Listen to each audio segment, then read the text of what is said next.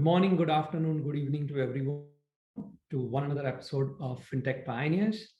At Fintech Pioneers, we bring some of the world-class thought leaders, thinkers who really make a difference in the world of fintech. People who truly are working on ground, making a difference on a day-to-day, and whose voice really matter on how we shape fintech for the future, and fintech, which is likely going to shape our daily lives and our world. On that note, we have an amazing person, Chris Dean, here today, who's going to share his thoughts and his wisdom with all of us. He's the CEO and founder of Treasury Prime, and he's going to tell us a bit more about himself soon. Chris, over to you. If you can please introduce yourself, what got you to the world of fintech? Sure. Well, thanks for inviting me. I'm CEO of Treasury Prime. So my personal story is back in the day, I was a machine learning researcher. So I'm a nerd. I'm good at math, and I like doing that.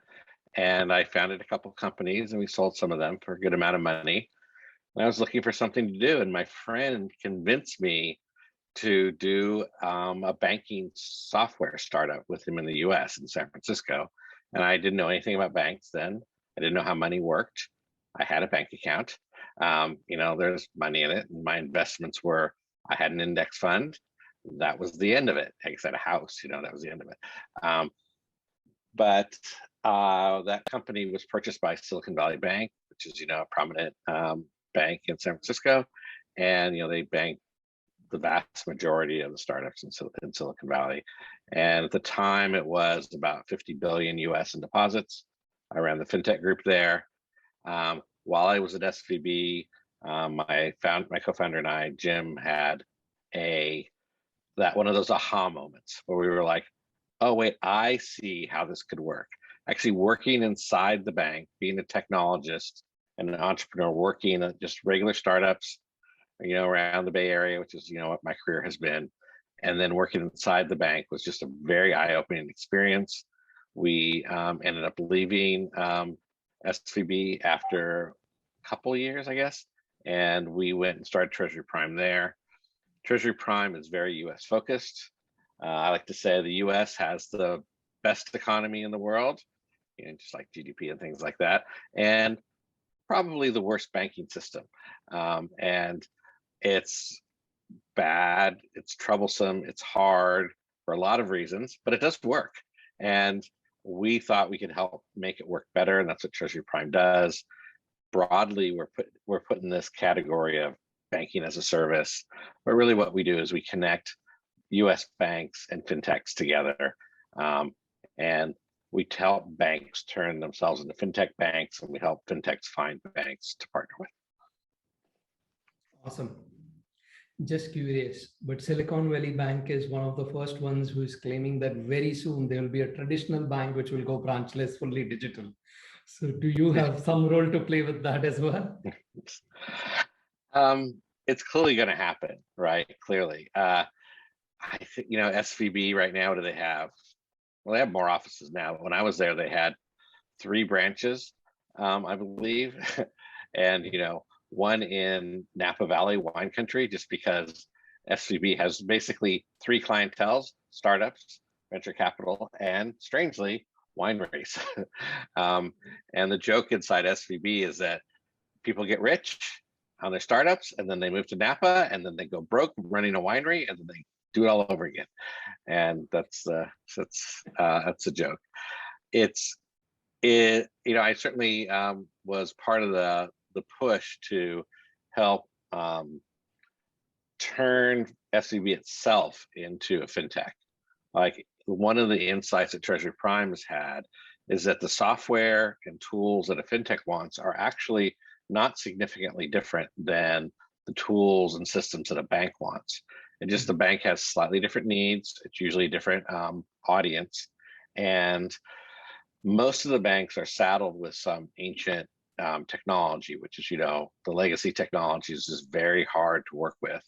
And especially as you get to a bigger bank, all the way up to, Wells Fargo or JP Morgan in the US, a lot of the work that's done is just what is really traditional IT work. It's just, they have dozens and dozens of banks they've acquired over the years. They're all running their own systems, and they cobble them together. and it's just an enormous amount of work to do. And I think that the smart next bank will be one that doesn't do that, right? Where they have, they have a pure modern digital system, whether that's, something they've crafted themselves, probably not, or it's something that they bought from, one of the newer vendors, or in the US, at least one of the classic FIS or Fiserv vendors. That will happen. And I like to think that we help push SVB along that way. Like we took a significant step. Like before we were there, all the bank accounts, commercial bank accounts, were open manually, and we built an API and a system of that to do it digitally. And that's what they, use in the US, UK, as they expand. There's different banks that SVB runs around the world, and that's what they use now. So Chris, tell us more about Treasury Prime. What is unique about Treasury Prime, and what are your plans to take it beyond US, if at all? Right. US is a particularly interesting market because, there's, let's just round numbers, there's 5,000 US commercially chartered banks. There's about another 5,000 deposit bearing institutions like credit unions and such. So 10,000. It's a massive 10,000 deposits. It's really split up. And if you look at the system now, most of the fintechs that partner in the US are small banks, sub-Durbin level, which in our case is like 10 billion US and below, generally. And the thing is, if you look at deposits in the US or just pick that number because it's easy to talk about. If you look at deposits in the US for fintechs, it's on the order of 30 billion. It might be 50 billion, depending on how you count, but it's on that order, which in banking terms is quite small. And what are the total deposits in the entire US? It's plus or minus, but 15 trillion, kind of that number. It is not unreasonable to expect in 5 years from now that the fintechs are controlling, say, $1 trillion in deposits. There is no possible way that a regulator in the US will allow a bank to go from $10 billion to $1 trillion in a span of that. It will just never happen. So either you need to move all your money to one of the money centers, like Wells or whoever, who have already $1 trillion in deposits, or you need to do what the US always does and split it up among, hundreds of banks or thousands of banks. So Treasury Prime's view of the world is that's the truth. That's what's going to happen. And so we're a software company that makes a system, a platform that wraps entire bank's systems, deposit operations, lending operations, and exposes them with a modern API to fintechs, and then we connect those two together. We have 10 banks right now, an order of magnitude more than that of fintech clients, and that's just going to keep growing. Soon it'll be 2 orders of magnitude more fintech clients, because the fintechs are certainly growing faster than the banks are right now. Chris, how do you see this digital fintech space evolving? Because there seems to be too many fintechs mushrooming almost every day. Yes. So how do you see that going?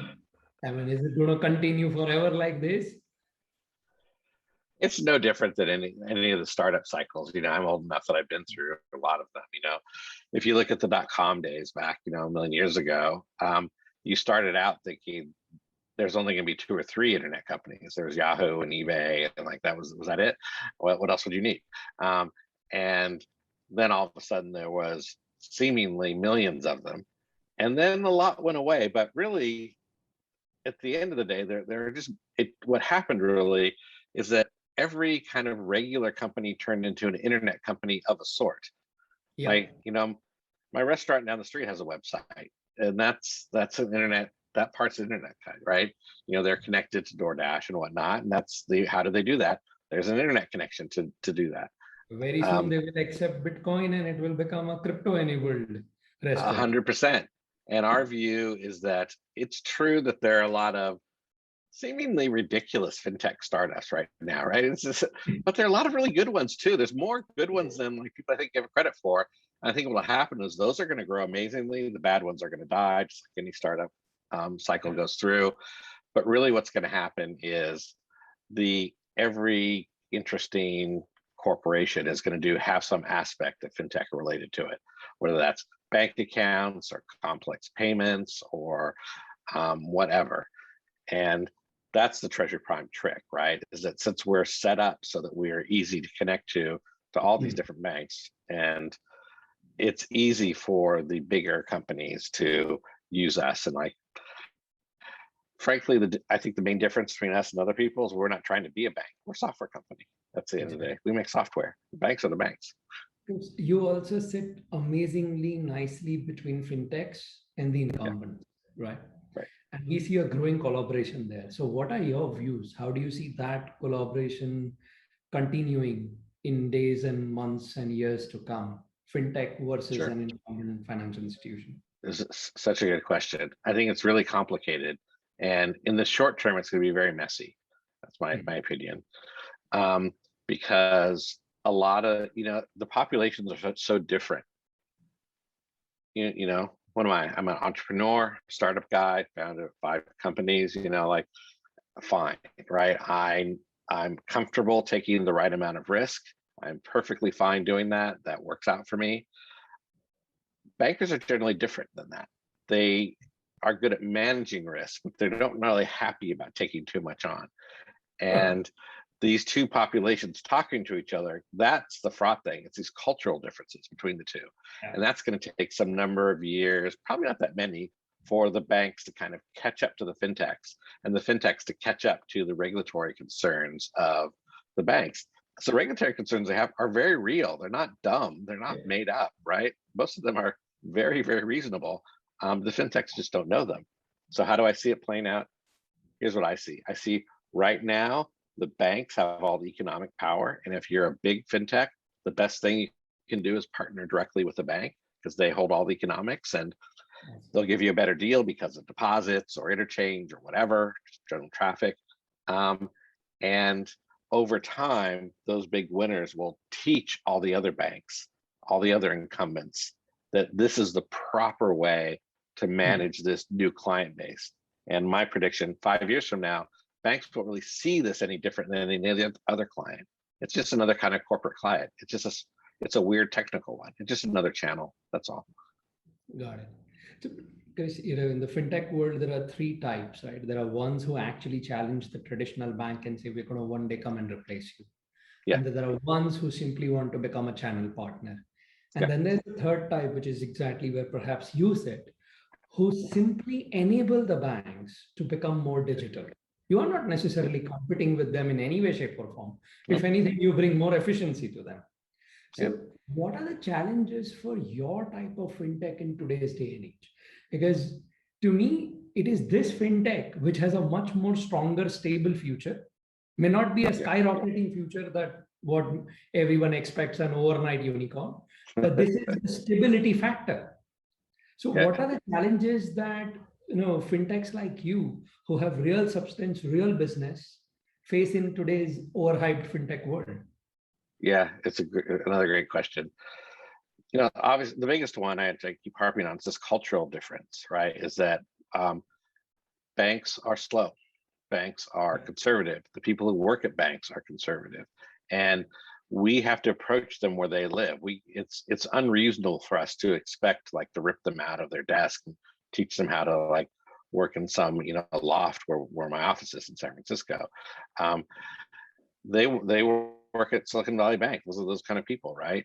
They wear suits to work every day. I don't, and that's the biggest thing. On a practical sense, it's a combination of the technology and the tooling needed to manage the risk and the regulatory concern. The volumes that a fintech does are much larger, much larger than typically done. And we'll open 10,000 bank accounts a day. And for a bank that's maybe $20 billion in deposits, that's a lot of accounts. That's an enormous number of accounts for them. And they cannot do what they've done historically, which is just manually verify that all that KYC was done properly, that as transactions go through, the fraud detection is done properly. You need the proper tooling. So the challenge we see is both integrating with these ancient technology systems. And once we've done that, then educating the banks that this volume is not only okay, it's good for you, because look at the bottom line. your profits are increasing, the fees are increasing, the deposits are increasing, the credits, the loans and credits you're issuing are increasing. Everything increases, which is actually what they want. But the fear they have is real. And if we ignore that, it never works. Absolutely agreed. And Yeah. I also wanted to understand, where exactly what would be your view? What is our future in 5 years from now? How would financial services look different 5 years from now? Make it even 10. But what is that Yeah, so-called fintech enabled financial sector? How would that change our lives? sure. I think we're going to see this. We're seeing this now, right? An explosion of vertical fintechs that are out to serve a single market. Um, and why is that? The banks are not product companies. They don't know how to actually, they're not product companies in the traditional Silicon Valley sense. And they don't know how to like build a system, a bank account for plumbers. They don't know how to do that. It's just a weird market. They are fine banking, people in San Francisco, but what we're talking about in the fintechs is banking people all over the U.S., all over the world, who have a specific kind of vertical they're in. Like a plumber is a great example. Yeah. We have clients who do this today, where what they have is an app to help people do their jobs, and there's a bank account attached to it. So is Correct. it a bank or is it something else? But it's really this vertical servicing tool, and that's what we see. That's exploding more than anything else by just a substantial amount. Yeah, I think I call this more as bank moving as infrastructure rather than Yeah, mainstream, direct contact with the client. I think it's the direct contact with client user interface which is changing, where more and more apps are coming.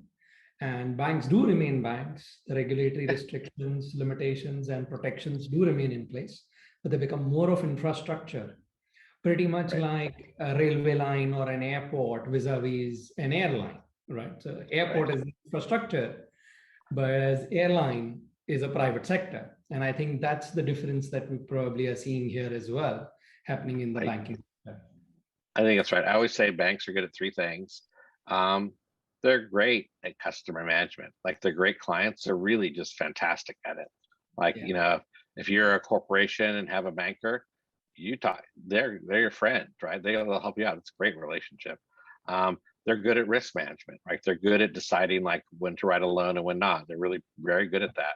And they're good at keeping everyone safe, I usually just say they're good at the regulatory side of the problem, where so many other people are not. Um, absolutely. they're good at that. That's valuable. That's very valuable. You know what they're not great at is marketing to landlords. It's too nichey, right? They're not good at that. They don't know that market well.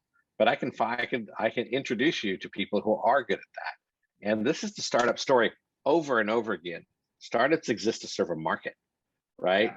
Yeah, And so these startups are finding a market. Some will work, some won't.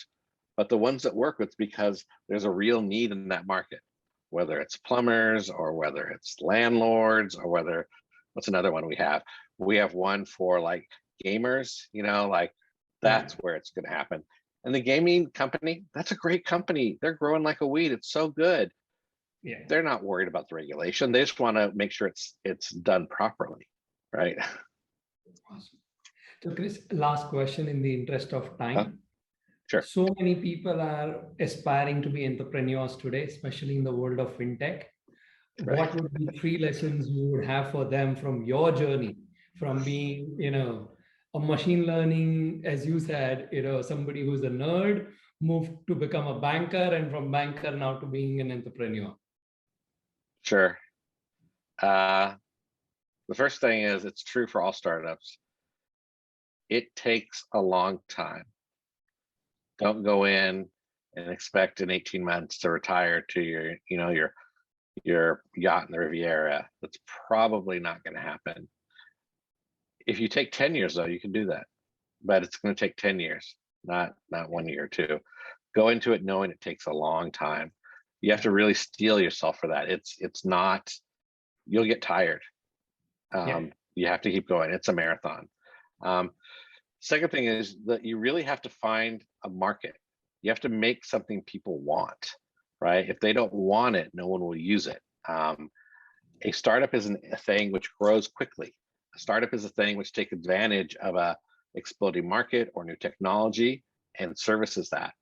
Find your thing. And usually for people, they have direct personal experience of that. It's very hard to do that generally. You can, like Amazon did that. And you can, it's just hard. And I think the last one is you might think it starts hard and gets easy. It starts hard and it gets harder to run your business. There's this great quote by Michael Seibel, who runs YC. It's ready to start up when what's failing is terrible. It feels like someone's punching you in the face. You can't sleep, you can't eat, it's awful. But when the startup's doing great, when you're growing quickly and everything's working, it feels like someone's punching you in the face. It's terrible. Everything's breaking all the time. It's hard. That's how it is the whole time. So you have to be okay with that. It's an emotional point of view.